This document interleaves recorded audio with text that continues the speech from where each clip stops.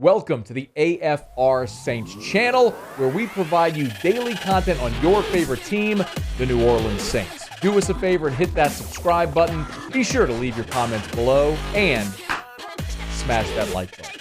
Who dat? If this happens, this would be so cool.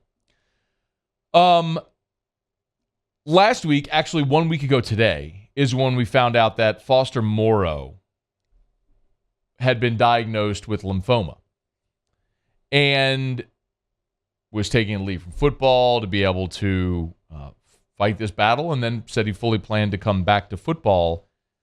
That return may come sooner than we think. Foster Moreau was back at the Saints facility on Tuesday. He was finishing his physical that he started last week, where they diagnosed him with lymphoma. And apparently, Foster Moreau is optimistic that if things go well and his treatment goes well, he could play this season. And this would be apparently whatever optimistic timeline that doctors have given him, it could play out that he plays this season. Cat Terrell reported, it's possible that the Saints or a team like New Orleans could sign him and put him on the non-football injury list until he's cleared to play. So, and by the way, if you're put on the non-football injury list, you don't count against the 53-man roster. So, if you're on the non-football injury list, you could be activated as early as week 5. So, if Foster, keep in mind, y'all, it's April the 5th. May, June, July, August, September. You'd be talking about end of September, beginning of October. You'd be talking about 6 months. 6 months from now, it's conceivable, if treatment goes as it's supposed to, and then Foster Moreau can get back into shape, he could be activated by October. So, listen, first of all, most importantly, I think this speaks volumes about Foster Moreau's drive, doesn't it? Not that any of us denied that or wondered about that. He was number 18 at LSU. Everything that we all saw about him, his character, being the last member of LSU signing class and having the career he did, being a drafted player, now playing in the NFL, that shouldn't surprise anybody. But it's cool to see that manifest here as he's battling cancer, saying, look, I'll go finish my physical, and if we can do a deal and be active whenever I can be active. Also very cool by the Saints to say, yeah, let's keep walking this road. Because it could have been very easy for them to say, we're going to take a pass. We're going to take a pass, get your stuff right, and then maybe we'll revisit it another time.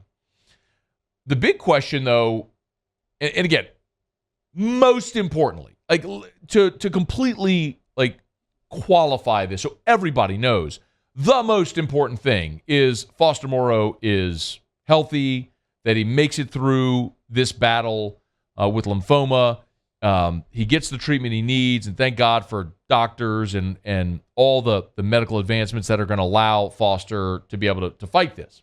That is the most important. I think I've said it many times, but of course that matters the most. But when you specifically look just at an on-field approach, it's worth asking, do the Saints still sign Foster Moreau? And if they do, are they still looking for a tight end elsewhere? Remember, we've seen a lot of mock drafts that have the Saints drafting a tight end. You've got Juwan Johnson, who you already re-signed this offseason, and you've got Adam Troutman on the final year of his rookie deal. If you sign Foster Moreau, and again, it's an if right now, but if you sign Foster Moreau and he's not available until at the earliest week 5, being on the non-football injury list, are you comfortable going into the season with Johnson and Troutman and that's it? Or do you feel like you have to go draft a tight end? Are you looking somewhere else in free agency for a tight end? I don't know. Those are the type of football questions that the Saints, or front office, all would have to answer if they decide to do this deal and ultimately make a decision that they're going to sign Foster Moreau. But for all the reasons that we talked about when they first brought him in for a visit, I like Foster Moreau.